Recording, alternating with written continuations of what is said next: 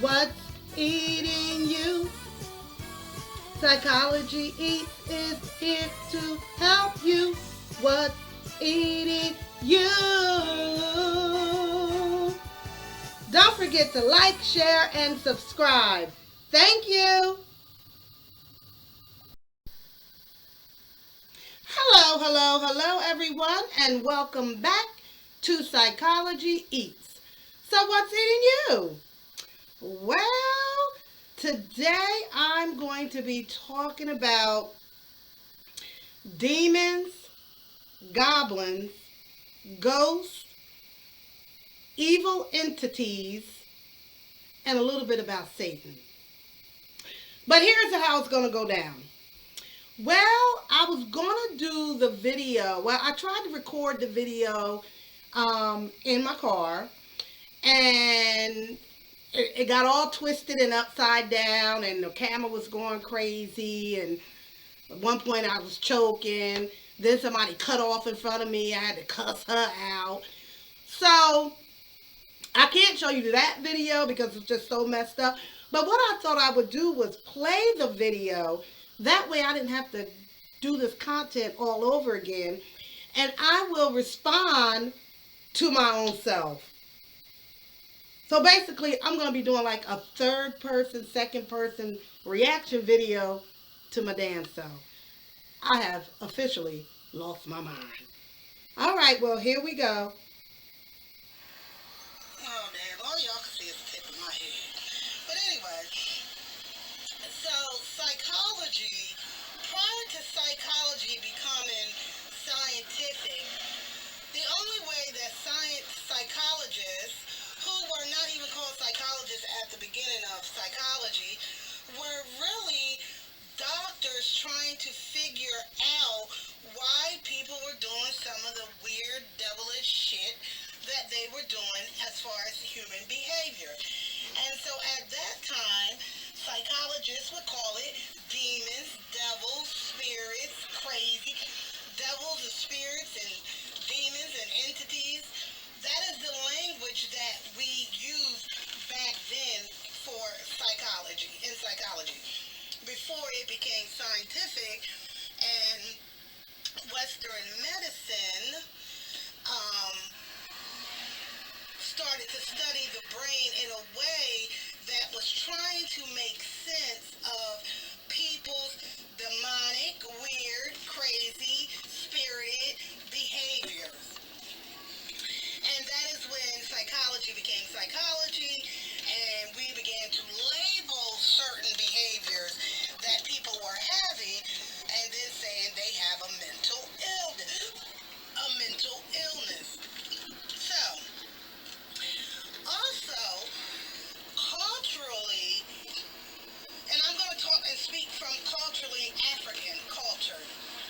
In African culture, prior to being, and there are many cultures on the continent of Africa. Not all African, indigenous African people have the same religion, the same background. There are many countries on the continent of Africa, and that may, and it varies.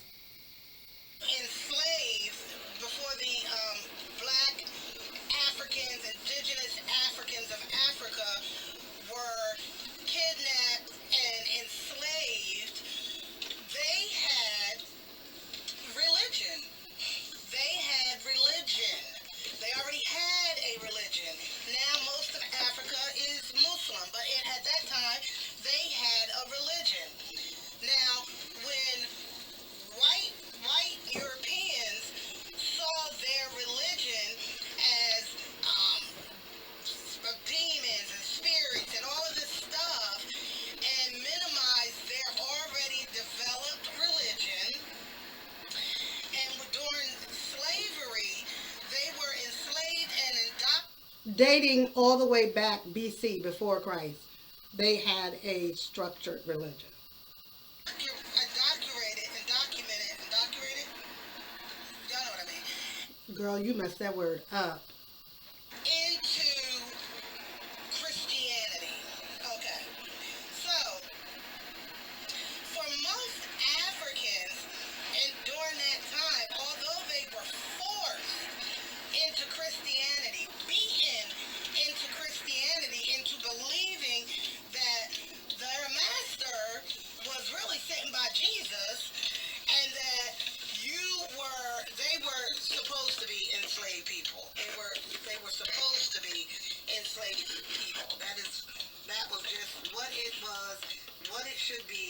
how it is. Indoctrinated, yeah, y'all know what I mean. And enslaved into slavery. And y'all don't have to beep at me.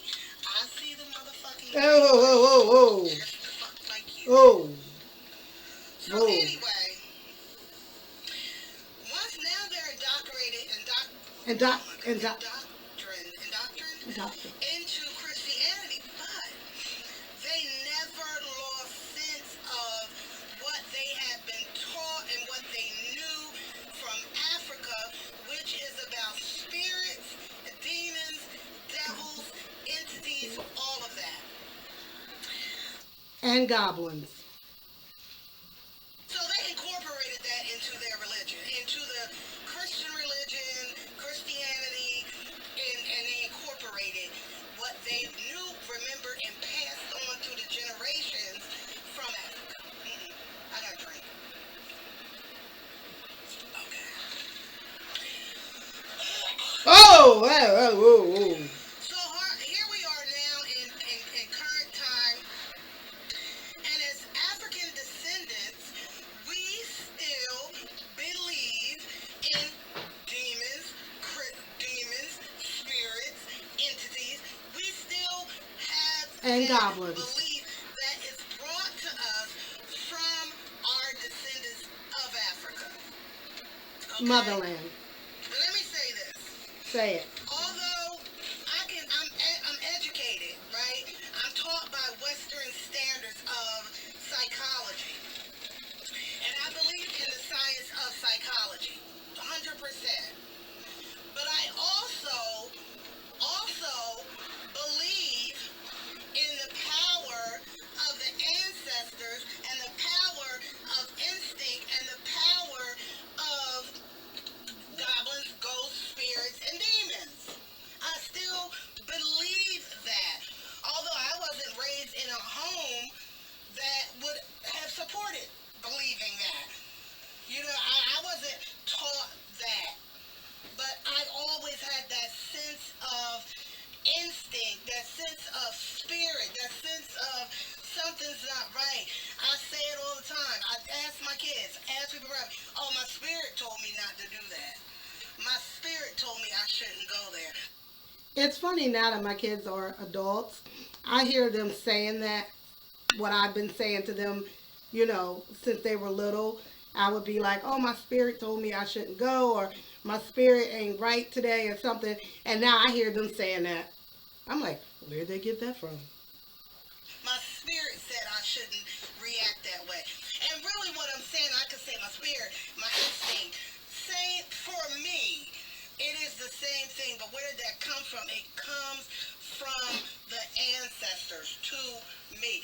So when we look, and I'm on YouTube and I'm hearing several content creators talk about, you know, demonic forces and people are demons and we can see, my instincts told me, my spirit told me, my spirit told me. That's factual. Now let me say this. Let me couple that with this. I work with a lot of people who are chronically mentally ill. And they do some weird, odd shit. And sometimes they'll blame it on the devil. Devil told me to do it. Devil is in me. The devil, the devil, the devil. Okay. I hear that, but also we have, and what we have is a sense of taking some responsibility. And so we can't put it on the devil. Because in Western society, in the society we live now, that's not going to be no good defense. No, ma'am. Well, let me just say, actually, people do plead insanity, and it actually is a defense. No, sir. But what I'm talking about, when I'm talking about instinct, my spirit guide, my instinct told me, and let me tell you something, I've read many books, psychology books, I teach from psychology books, I can write a psychology book, but not one word in that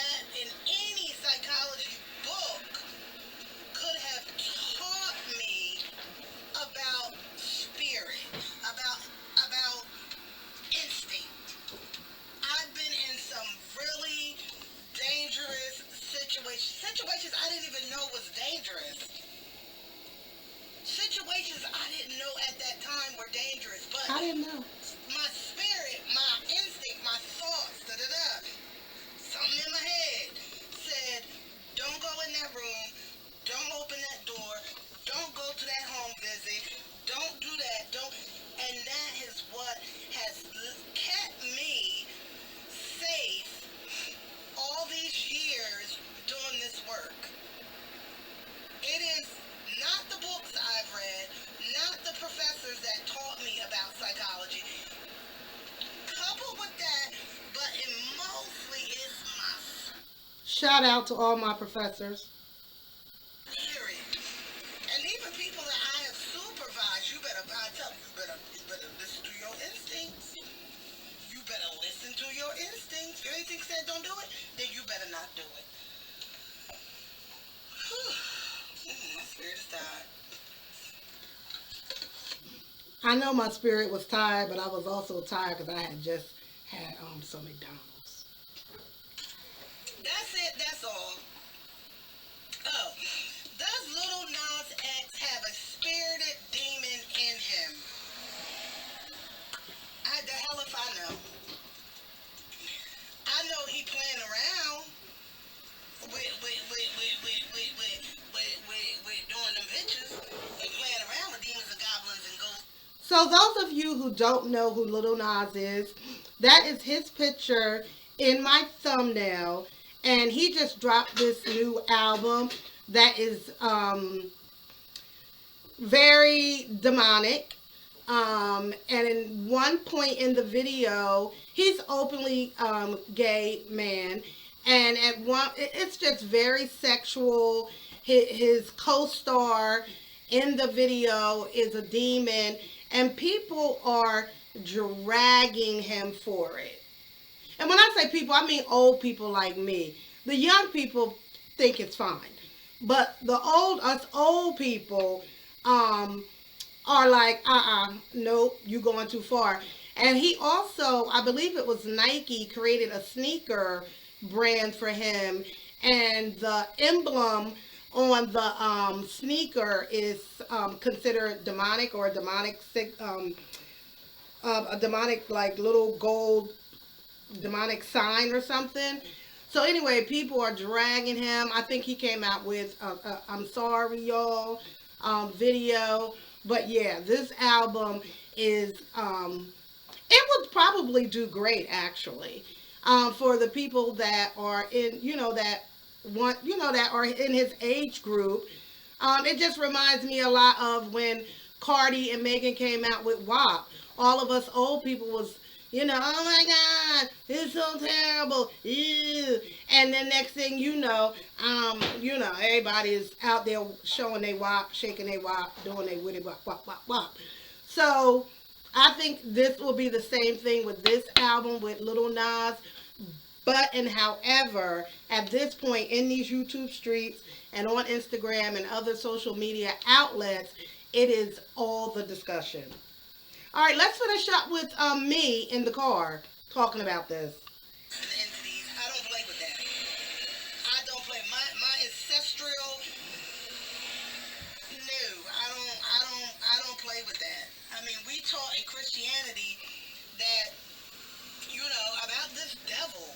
Right? Really, Christianity is talking about this devil, but yet they made fun of the Africans who talked about all of the entities and spirituality and all that stuff. Whatever. That's another story. Got something in my throat on that. There's always something in my throat, and these allergies are a beast. But that's it. That's all. Is Lil Nas X a demon? Are other people that we've discussed on YouTube demons and goblins and ghosts? I don't think so. Are they doing devilish demon goblin ghost stuff? Yeah, I think so.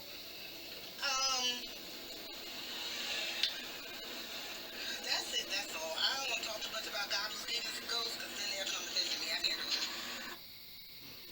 All right, guys. Well, thank you, thank you, thank you. Don't forget to like, share, and subscribe.